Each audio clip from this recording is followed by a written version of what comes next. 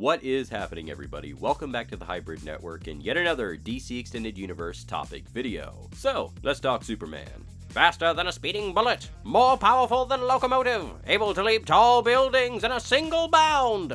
Well, those used to be his feats anyway, but the Man of Steel has grown quite a bit since those early days where being super was a hell of a lot easier. Nowadays, you gotta be able to shift tectonic plates or crack planets in half, and that's just so people can recognize you as being strong. I mean, jeez, what is it enough for anybody? Well, thankfully, we're not here to talk about comic Superman strength, because otherwise we'd be here all day. No, we're here to talk about the Superman of the DC Extended Universe. Superman in the DCEU has some pretty incredible feats, some that really raise some eyebrows at how powerful our movie version of the Man of Tomorrow really is. So, here's a quick rundown of Superman's most powerful feats within the scope of the DC Extended Universe. First thing to note, in Man of Steel, he managed to make his way through a burning oil rig in one of the first scenes of the film, braving the fires that raged on around him and helping the workers on board make their way to a rescue helicopter. Before everyone moves out, however, the oil rig crane begins to topple forward, threatening to take out the whole structure, but Superman stops it all on his own, hefting the colossal metal structure on his soldiers like some sort of modern-day Atlas. Clark clearly had to struggle with the structure, but this was all during his early days as the Man of Steel, so it's still pretty impressive how he's able to keep the massive structure steady. Furthermore, in Man of Steel is when Clark is able to fly against the World Engine's sort of beam of gravity, pushing himself against the intense gravitational force to destroy the terraforming machine, saving the planet in the process. Now, there's not a whole lot of info concerning how much stronger the gravity is on Krypton when compared to Earth, but we do know that it's a good deal stronger at the very least, so the feat remains as being one fairly impressive if he's able to brush against such heightened forces acting on his body. Now, there's a lot of things Superman does in Man of Steel, a lot of impressive things, mind you, but I'm leaving it there mostly because what he does in BVS only helps the argument that much more. Now, during the montage where Superman's status and place in the world is being discussed, we're gifted with a montage of all of his spectacular feats in the DC Extended Universe at this point, giving us a glimpse at just how strong the last son of Krypton had become since his fight with Zod in Man of Steel. One of the first things we see is him hefting a Soyuz spacecraft abortion capsule right before its occupants were almost blown away in an explosion, the Kryptonians seeming to lift it up with only a seemingly minor stressing of the muscles. Now, there's no actual official measurement of weight that I could find for this structure, but I'd wager it's maybe a little bit more than the orbital module of the spacecraft, which usually has a measurement of 1,300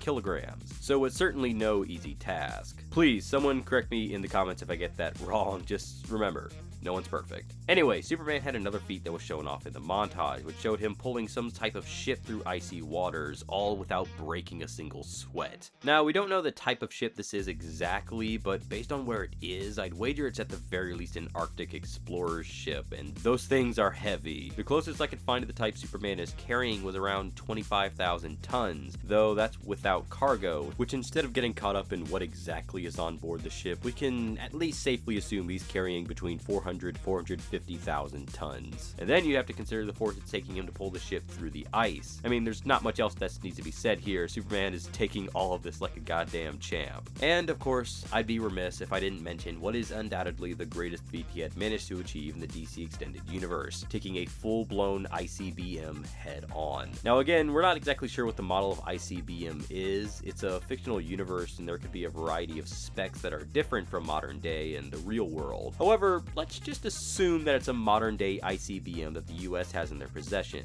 In particular, the LGM-30G Minuteman III, currently active within our United States nuclear weapons stockade. Now, numbers get dicey, but the average payload for one of these bad boys is measured at 300 to 500 kilotons, making for one nasty headache for the Man of Steel. Sure, Clark wasn't taking that thing on the chin, but the mere fact that he survived it at all is pretty incredible. Granted, he needed the sun to recharge himself. He was near death at the very least, but maybe that can just be attributed to him soaking up all of that radiation. The fact that he survives is the focus here. It's mind-boggling in all honesty that we could get a character this powerful in the movie department, only to watch him die to a monster with a pointy arm. Rough day for Soup, so I'll tell you that much. But that's gonna wrap up this video. Thank you guys for watching, and feel free to correct me on anything that I might have misconstrued or falsely presented. I don't claim to be a whiz when it comes to physics or math, so I might have gotten some of these numbers wrong in my research, but that's what discussion is for, to clear up the mistakes of the woefully ignorant. But the main point I wanted to make here is that Superman in the DC Extended Universe has a huge power level, and it's only a matter of time before we realize just how much stronger he can get, especially if he's coming back from death. Well, not death, but near catatonic state or whatever. Point is, he has a lot of room to improve. But I'm just rambling at this point. Thanks again, guys. Be sure to subscribe to the channel to stay updated on all of our videos as they come out. I'll catch you guys in the next DCEU topic video.